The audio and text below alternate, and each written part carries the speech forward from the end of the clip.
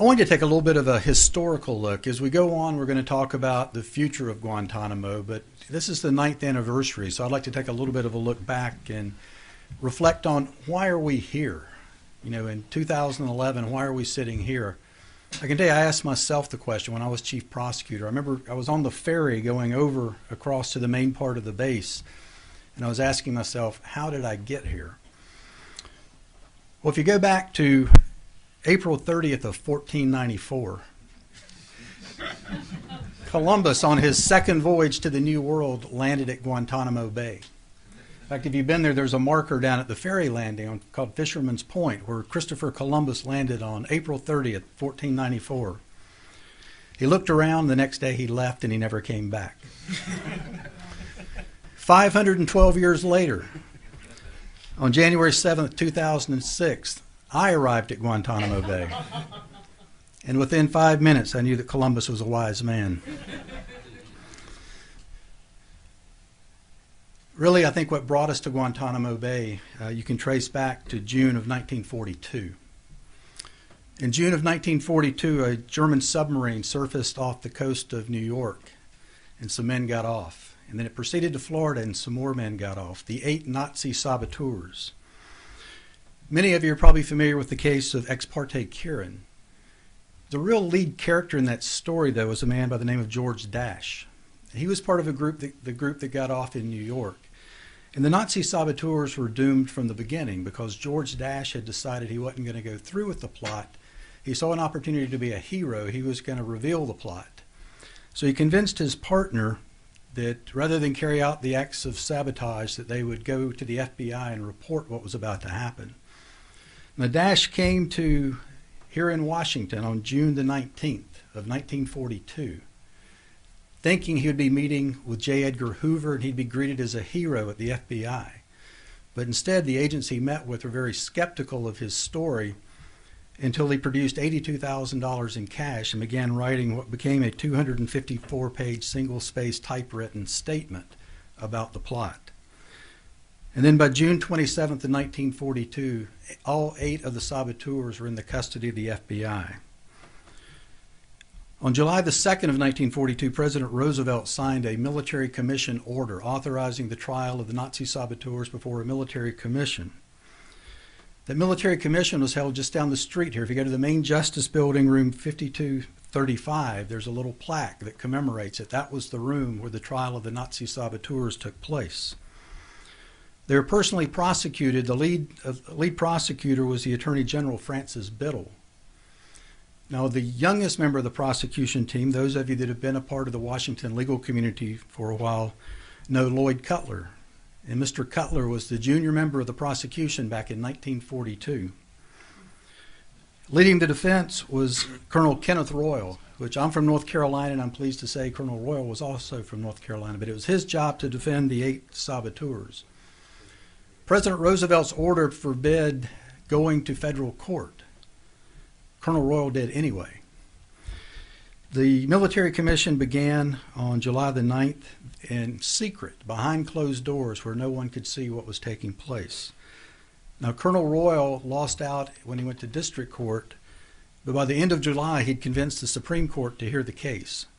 So there was 9 hours of oral argument before the Supreme Court. Began on July the 29th and continued over into July the 30th. And then the court ruled from the bench in an oral opinion on July 31st that said the president did have the authority to proceed with the military commissions for the 8 Nazi saboteurs. 4 days later, on August 3rd, they were convicted. Dash, who thought he was going to be a hero, was sentenced to death for being a saboteur. Ultimately, President Roosevelt pardoned Dash and his partner since they had come forward and revealed the plan, but the other 6 men were sentenced to death, and on August 8th, 1942, they were strapped into an electric chair not far from here and killed, and their bodies were buried in unmarked graves down by the Anacostia River. The Supreme Court decision in Ex parte Quirin was released on October 29th, 1942, which was 12 weeks after the men were executed and buried. If you read the story, you'll see the Supreme Court had a lot of trouble coming up with a rationale for their written opinion. But nonetheless, From June 27th, when the 8 men were in custody, until August the 8th, when they were buried, it was a total of 43 days that elapsed from capture to trial through the Supreme Court to the graveyard. That's what the Bush administration looked to in 2001. They looked back to 1942 at the military commission that convicted the 8 Nazi saboteurs quickly, quietly, and behind closed doors. If you look at the order that President Roosevelt signed in 1942 and compare it to the order that President Bush signed in November of 2001, if you submitted the new one as a legal paper, you'd be accused of plagiarism. It was essentially the same order. It didn't take account of things like the Geneva Convention and Miranda and all the other legal rights and developments that had taken place over the next 60 years. What it also ignored was the second group of Nazi saboteurs that most people aren't familiar with. In November of 1944, another German submarine popped up off the coast, this time of Maine, and 2 saboteurs got off the boat. Like the first group, they were captured in an FBI custody in short order. Now, Attorney General Biddle, who had successfully prosecuted the original group of saboteurs, was ready and able and willing to proceed and do the same thing again in 1944. But Secretary of Defense Henry Stimson went to the president and said, "I object." The reason he objected, and what he convinced the president of, was that if we employ this extraordinary process, this unusual process, then Americans that were being detained by the enemy could justifiably say, well, if you're making up the rules for our people, we'll make up rules for yours as well, and subvert the normal court process. President Roosevelt agreed, so when he had a second opportunity to repeat the military commission he'd done in 1942, he chose a different course. As I mentioned, the original military commission in 1942 was convened by the president. This time he turned the military commission over to the military. It was convened by Major General Thomas Terry. Rather than being tried in the DOJ building down the street, the trial was held at Fort J, New York. It was prosecuted by military attorneys, defended by military attorneys, and when it was over, the case went through the normal court-martial appellate review process. Now, both men were convicted and sentenced to death. In the interim, President Roosevelt died, and President Truman commuted the sentences to confinement for life.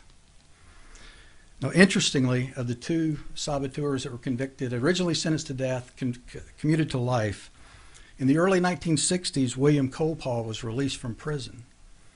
He settled in King of Prussia, Pennsylvania, and became a successful businessman and an officer in the Rotary Club. So this notion that people can't be rehabilitated. Well, this Rotary is pretty dangerous.